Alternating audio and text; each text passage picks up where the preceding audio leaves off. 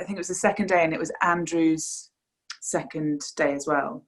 And we had to do the final love scene when he says, well, one of the final love scenes, and I think it's episode 5, when he's standing in my living room and he goes, I can't have sex with you because I'll fall in love with you, and if I fall in love with you, then my life will be fucked, which was one of the most important emotional moments in the whole thing. And it was happening on our second day of filming.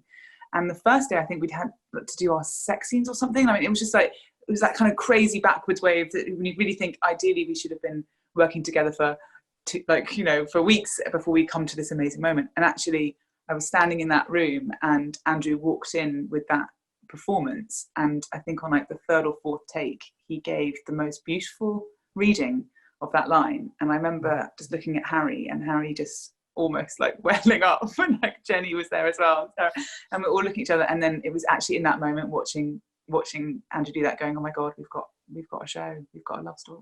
Was Olivia Colman's part written with her in mind, or did you make her audition? Oh no, I did not make her audition. Absolutely not. She I did a play with Olivia, and then years ago, and then I wrote, and then a little while later, I think it was maybe 6 months later to a year later, I wrote Fleabag, and she came to see it because we were just buddies then, because we'd done this play before. And she said, oh, I really love it. If you ever write anything and you want me to be in it, let me know. And I was like, oh, you may regret saying that. I'm going to hound you. And so when and I wrote the first draft of the first episode of the first series, Godmother wasn't in there. And then because Olivia had said that to me, and then when I seen her again, she was like, oh, I said I'm writing something, I'm adapting it. And she said, oh, if there's a role for me. And then I remember coming back to Two Brothers and talking to all the producers, going like, Olivia Colman says she'd be in this BBC Three pilot if there was a part for her. And they were like, make a part for her. Get her in!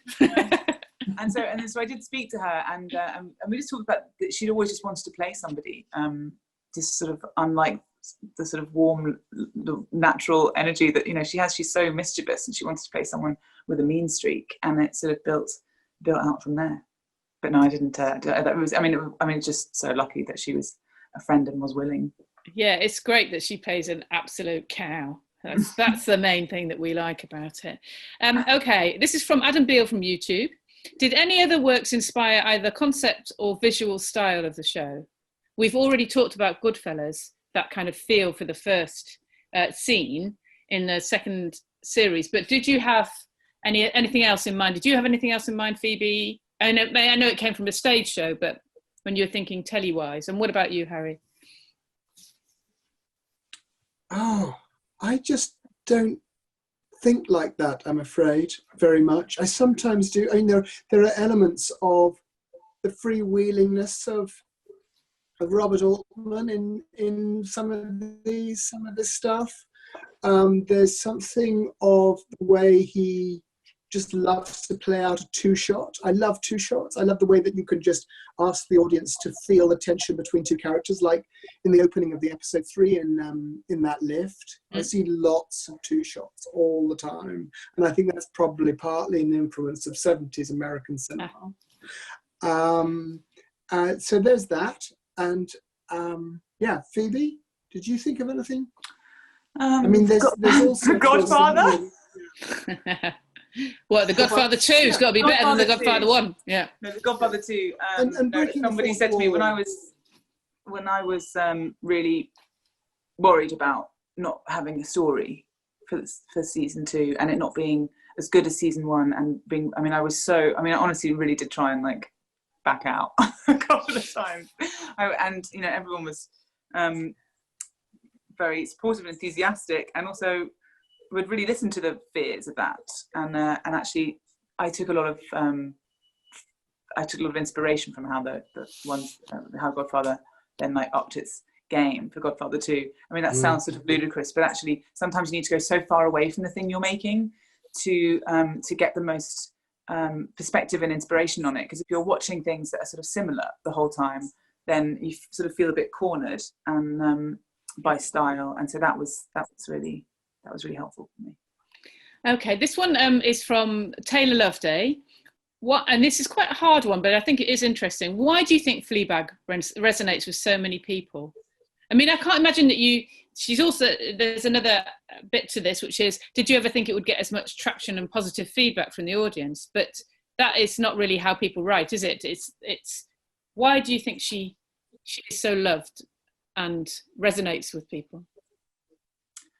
I find this question really hard to answer because I only know why I wanted to write her and my reactions to it as it was coming out, and the kind of fire in me when I was writing it of just, what if you say this? What if you do this? I don't feel like I've seen this perspective of a woman's experience here. Like, even if it comes down to a haircut, it's just sometimes I'd be like, I would love to see that. I would love to see that kind of scene. I would love to see a miscarriage being dealt with in a way that, I've heard stories in the real world of people having miscarriages with friends and things, and then I'd seen things on TV or read things in fiction, versions of it, and they hadn't always completely aligned to what my friends' experiences were. And so it's that kind of thing. I think if I'm writing something that feels truthful and sort of electric and a bit dangerous because it feels truthful, then my hope is that it will land in the same way with other people as well. So that's it. I mean, and it's hope has so much to do with writing. Like, when you're writing, you are just hoping that it reaches people. You're hoping that you're not alone in thinking this is funny or that this is moving. And so I think you go in with all the hope in the world that it will resonate in this way. And when it does, it's just such a huge relief from a creative, professional point of view, but also just from a human point of view, that you're not completely on your own on this island going like, that's funny, right, guys? Yeah, guys, so you've got that there. Okay, we're really close to the end of our lovely session. So I'd just like to ask you before we go, what if you had to take a kind of moment from Fleabag that you would like to take with you, what would it be? And I'm going to ask all of you. You're just going to have to be quick. Okay, so I'm going to start, Sarah. Yeah, I'm going to start with you, Sarah. So many moments, and it's really, really hard to choose, but I think for me it has to be the ending where she has her mother's statue and she walks away. And I think it's because that statue says so much about the journey of the character and all the stuff. It's just encapsulates Fleabag to me, which is, it's the stuff that's not being said, it's the stuff between the lines you hear that really hits you emotionally. And so yeah, that's the thing for me. And what about you, Harry? Well, I was going to say the ending too. So instead, I guess, there's something about the opening, I think, that Phoebe wrote that was so brave.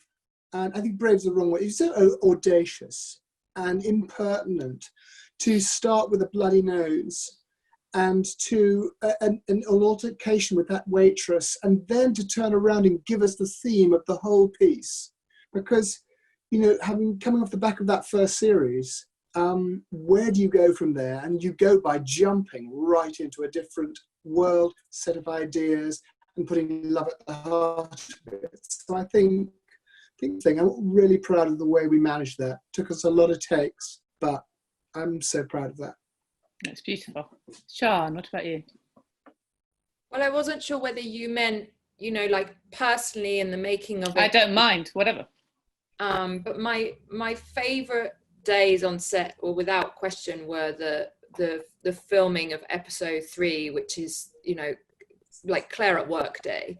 And it's just, I just felt so privileged to play in that environment, because that is where you see Claire full throttle. She's so comfortable, and and she's almost, when she says, God, this is stressful, and she's smiling. And, or there's a hint of it because she's sort of brimming with verve at that point. And I honestly think that was like, we really found our groove as a crew. I remember on that day, it just flowed. And that was the most fun bit for me to film, not just because of like I had a chunk to do or anything. It was just, I don't know, it was just hilarious to make it, that whole sequence, working with Kristen Scott Thomas and the whole bit, Christian Hillborg, that whole bit with Claire and Claire. I thought it was such exquisite writing, and we had a lot of fun bouncing around this like office tower. Huge office. Yeah. Yeah. And Gary, what about you? It's weird. The lots of memories, but the first time you get to know material so well as an editor because you rewatch everything over and over and over again.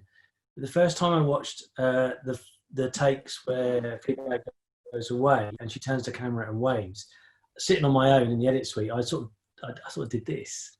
Oh. I waved back at her, and it became like a involuntary sort of Pavlovian response every time we, like months later, when we were all in the edit suite and we'd be watching a review, watching the show back, and I had to sort of surreptitiously I did it every single time. So that would be my. That's so lovely. And what about you, Phoebe? Gosh, all of those are so good. I loved it all.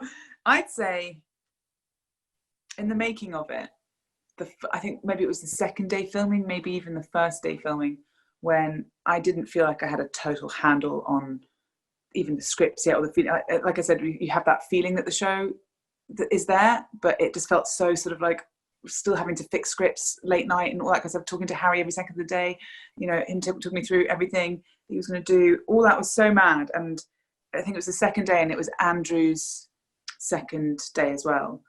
And we had to do the final love scene when he says, well, one of the final love scenes, and I think it's episode 5, when he's standing in my living room and he goes, I can't have sex with you because I'll fall in love with you, and if I fall in love with you, then my life will be fucked, which was one of the most important emotional moments in the whole thing. And it was happening on our second day of filming.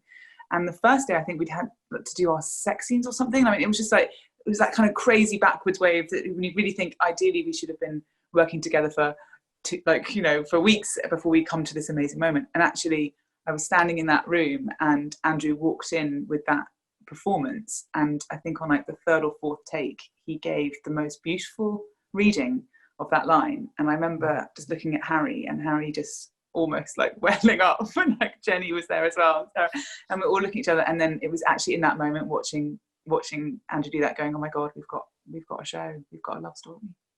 Oh, you're making me cry. It's pathetic.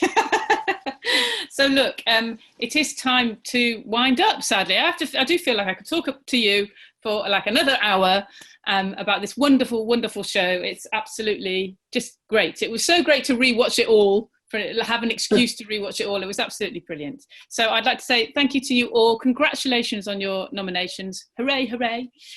Thank you to our supporting partner of the sessions, TCL. And to all you lovely audience out there, thank you so much for sending in the questions. We really hope you enjoyed the chat. If you want to continue the conversation, there are social channels, BAFTA social channels, and you can find out there for details on where you can watch the British Academy Television Craft Awards and the Virgin Media British Academy Television Award.